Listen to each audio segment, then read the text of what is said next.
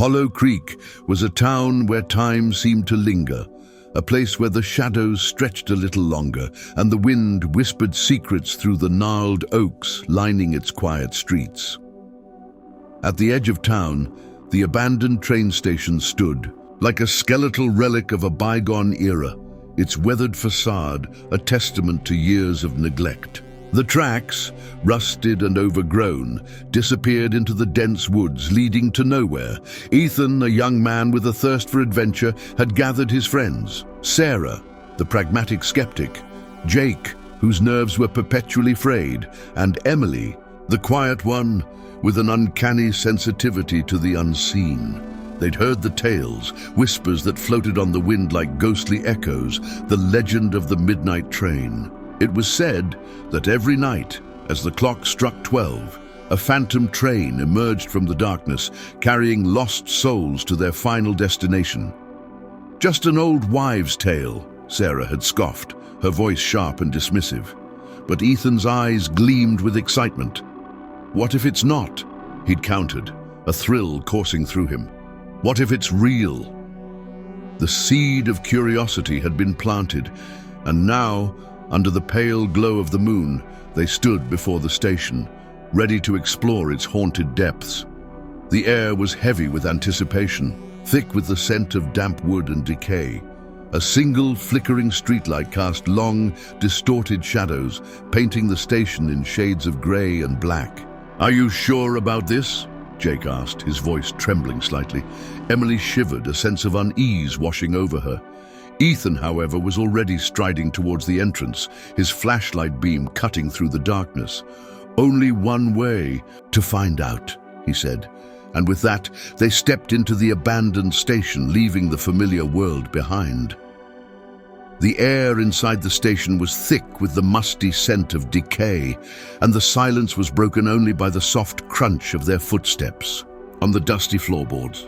Ethan's flashlight beam danced across the peeling paint of the walls, revealing faded advertisements and timetables from a forgotten era.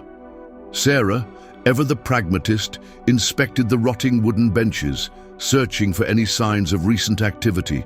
"See? Nothing but an old abandoned building," she declared, her voice echoing through the cavernous space. Jake, however, was far from convinced. He clung to the back of the group, his eyes darting nervously around the shadows. "I heard a noise," he whispered, his voice barely audible, like a sigh. Emily, her senses heightened in the oppressive atmosphere, paused, her gaze fixed on a dark corner of the station. A coldness had settled over her, a prickling sensation on her skin. "I feel something," she said, her voice low and hesitant, "like we're not alone." As they ventured further into the station, the strange occurrences multiplied. A gust of wind, seemingly out of nowhere, slammed a rusted metal door shut, the echoing clang sending a jolt through the group. Shadows seemed to shift and writhe, morphing into indistinct shapes in the periphery of their vision. A faint, rhythmic tapping sound echoed from the depths of the station like the steady beat of a ghostly heart. They reached the old ticket office, its window grimy and opaque. Ethan shone his flashlight through the glass, revealing a dusty counter and a scattering of old tickets. As he moved the beam, a shadow flickered across the counter, too quick to be anything natural. "Did you see that?" Jake stammered, his eyes wide with fear. Sarah rolled her eyes. "Probably just a rat," she said, though her voice lacked its usual conviction. Even she couldn't deny the growing sense of unease that permeated the station. The atmosphere was thick with an unseen presence, a feeling that they were being watched, studied by something lurking in the shadows. The tapping sound grew louder, more insistent, a steady rhythm that seemed to emanate from the very walls themselves. The air grew heavier, colder, as the hands of the old station clock crept closer. To midnight, a sense of dread settled over the group, an oppressive weight that seemed to press down on them from all sides. The tapping sound had become a steady, rhythmic pulse, like the beating of a monstrous heart echoing through the empty station. Ethan, despite the growing unease, pressed on, his flashlight beam cutting through the deepening shadows. "We're almost there," he said, though his voice lacked its usual confidence. They ventured into the main hall, a vast, echoing space that once teemed with travelers. Now, it was a desolate expanse, the silence broken only by the rhythmic tapping and the occasional creak of the old building.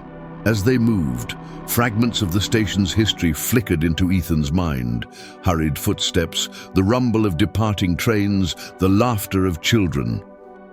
But these vivid flashes were quickly replaced by darker images, a fiery explosion, screams of terror, the twisted wreckage of a train scattered across the tracks. He felt a chilling sense of loss, as if he were reliving a tragedy that wasn't his own.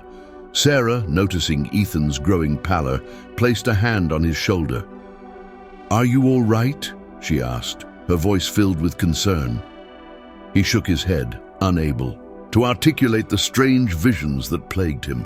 The temperature plummeted, and a thick, swirling mist began to seep into the station, obscuring the far corners of the hall.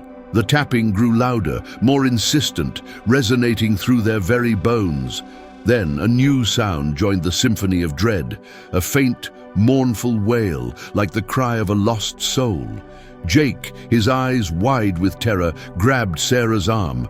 "What was? Oh, that?" he stammered, his voice trembling. Emily, her face pale and drawn, turned to the group. "It's coming," she whispered, her voice barely audible. "The train, it's coming." As if in response, a low rumble echoed through the station, growing louder with each passing second. The rhythmic clatter of wheels on tracks filled the air, and a pair of pale, ghostly lights pierced the swirling mist. The train, a spectral apparition of steel and shadow, was approaching, its arrival heralded by the mournful wail that echoed through the night. The clock struck midnight. The spectral train emerged from the swirling mist, a chilling apparition of steel and shadow, its form flickering like a distorted reflection. Pale, ghostly lights pierced the darkness, casting an eerie glow on the station. On the platform, the train's engine, a monstrous machine of blackened metal, hissed and groaned, its phantom steam billowing into the frigid air. The rhythmic clatter of wheels on tracks echoed through the station, a steady, hypnotic beat that seemed to resonate deep within their souls. The train's carriages, elongated and distorted, glided silently along the rusted tracks, their windows dark and opaque. Within, shadowy figures shifted and writhed, their forms indistinct and ethereal. A sense of cold, desolate emptiness emanated from the phantom train, a chilling reminder of mortality. At the helm of the spectral machine stood the conductor, a gaunt figure cloaked in shadows, his face obscured by the brim of his hat.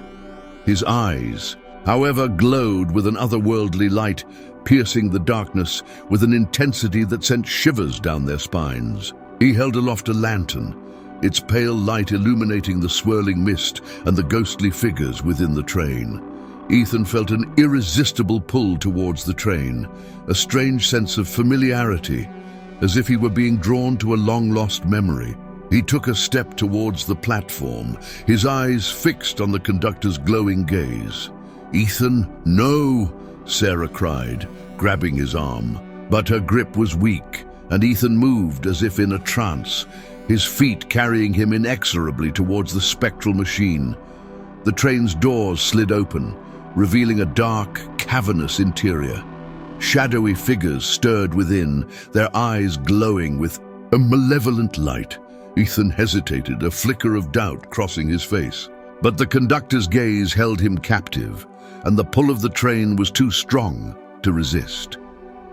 As Ethan stepped towards the open doors, a wave of cold, desolate energy washed over him, a chilling reminder of the fragility of life.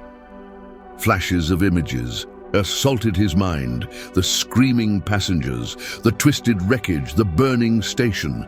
He saw the accident that created this hellish train. He understood why the train was here. Inside the train, seated along the walls of the car, were the first victims. Their eyes were dark holes of emptiness. They appeared to be husks of their former selves, but if one looked close enough, one could see small movements, as if they still had some small amount of life left in them. Jake and Emily watched in horror as their friend was drawn into the clutches of the phantom train. They could feel the oppressive weight of the train's evil, a tangible presence that seemed to suffocate the very air around them. They could see the way that Ethan's eyes had become distant. Sarah, her fear momentarily overridden by a surge of adrenaline, lunged forward, grabbing Ethan's arm and desperately trying to pull him back from the train's edge. "Ethan, snap out of it!" she screamed, her voice echoing through the station. Jake, his fear still palpable, found a reserve of courage and ran to help Sarah, grabbing Ethan's other arm. "We're not losing you to that thing," he shouted. Emily, her senses still reeling from the oppressive energy of the train, felt a chilling presence behind her. She turned to see the conductor, his glowing eyes fixed on her, a malevolent grin twisting his gaunt face. He raised his lantern, its pale light casting an eerie glow on the swirling mist. With a surge of supernatural force, the conductor sent a wave of icy air towards Sarah and Jake, knocking them away from Ethan. He then turned his attention to Emily, his grin widening. She felt a cold dread wash over her, a sense of being trapped helpless against the conductor's power. "He wants us here," Emily whispered, her voice trembling. "He wants us all." Ethan, caught between the conductor's hypnotic gaze and the desperate cries of his friends, felt a surge of resistance. The images of the past crash and the dead within the train filled him with a powerful need to resist. He tried to fight the pull, to break free from the conductor's control. The conductor, sensing Ethan's resistance, unleashed a wave of dark energy, attempting to subdue him completely. Ethan cried out in pain, his body writhing as the energy coursed through him. Sarah, seeing Ethan's distress, scrambled to her feet, her fear replaced by a fierce determination. She grabbed a rusted metal pipe from the platform and charged towards the conductor, swinging the pipe with all her might. The pipe connected with the conductor's shoulder, producing a distorted shriek, which caused the conductor to turn his attention fully to Sarah. Jake, despite his terror, also found renewed determination. Seeing Sarah attack, he scrambled around, searching for anything that he could use. Finding loose rocks and pieces of rubble, he began to hurl them at the conductor. The conductor, now facing a dual assault, unleashed his ghostly powers, sending waves of icy winds and swirling shadows towards Sarah and Jake. They dodged and weaved, their fear fueling their desperate struggle. Emily, seeing her friends fighting for Ethan, felt a surge of strength. She focused her energy, channeling the lingering psychic echoes of the station, pushing back against the conductor's oppressive power. She could feel the conductor fighting her mental intrusion. Ethan, his mind clearing slightly from Emily's help, saw his friends fighting for him. He found a reserve of strength and began to push back against the conductor's control. The struggle within his own mind became its own battle. The station shuddered as the phantom train's engine roared to life, a deafening sound that echoed through the desolate space. The wheels spun, grinding against the rusted tracks, and the train began to move, its spectral form gliding through the swirling mist. The conductor, momentarily weakened by the combined assault of the group, regained his composure, his glowing eyes fixed on Ethan, who was now teetering on the edge of the open train door. With a final, desperate surge, Ethan broke free from the conductor's mental grasp, his mind clearing, the hypnotic pull vanishing like smoke. He stumbled back, away from the open door, his heart pounding in his chest. But in that moment of freedom, Jake, caught Off guard by a wave of dark energy from the recovering conductor, was flung towards the open train doors. He screamed, his voice swallowed by the roar of the engine. Before anyone could react, the train's doors slammed shut, sealing Jake inside. The train picked up speed, its ghostly lights fading into the swirling mist, carrying Jake's soul into the unknown. Sarah cried out Jake's name, tears streaming down her face, her hands outstretched towards the disappearing train. Ethan, his face etched with horror, watched as his friend was taken, a chilling sense of guilt washing over him. Emily, her eyes filled with sorrow, placed a comforting hand on Sarah's shoulder, her own grief a silent echo of their shared loss. The conductor, his purpose fulfilled, vanished into the swirling mist, leaving behind an oppressive silence and the lingering echoes of Jake's final scream. The silence that descended upon the abandoned station was heavier than any sound, a stark contrast to the cacophony of terror that had just transpired. The swirling mist began to dissipate, revealing the stark, desolate reality of the place. The spectral train was gone, vanished into the night, leaving behind only the lingering chill of its presence and the raw, gaping wound of their loss. Sarah, her body trembling, sank to her knees, her sobs echoing through the empty hall. Ethan stood beside her, his face pale and drawn, his eyes reflecting the emptiness that had settled within him. The weight of guilt pressed down on him, a crushing burden that threatened to suffocate him. If he had not been so fascinated by the legend, Jake would still be alive. Emily, her gaze fixed on the tracks where the train had disappeared, offered what comfort she could, her own heart heavy with grief. They left the station in silence, the weight of their shared trauma hanging heavy in the air. The town of Hollow Creek, once a place of quiet obscurity, now held a dark secret, a chilling testament to the reality of the supernatural. The legend of the midnight train was no longer a mere tale. It was a terrifying truth, a stark reminder of the dangers that lurked in the shadows. The surviving friends returned to their lives, but they were forever changed. Sarah, once the staunch skeptic, now carried the burden of witnessing the impossible. Ethan, haunted by the image of Jake's final moments, struggled to reconcile his curiosity with the devastating consequences of his actions. Emily, her sensitivity heightened by the experience, felt the lingering presence of the spectral train, a constant reminder of the souls trapped within its ghostly confines. They knew that the midnight train would continue its journey, its spectral engine forever bound to the rusted tracks, its ghostly passengers forever trapped in its chilling embrace. And they knew, with a certainty that chilled them to the bone, that the station and Hollow Creek would never truly be the same. The midnight passage had claimed its toll.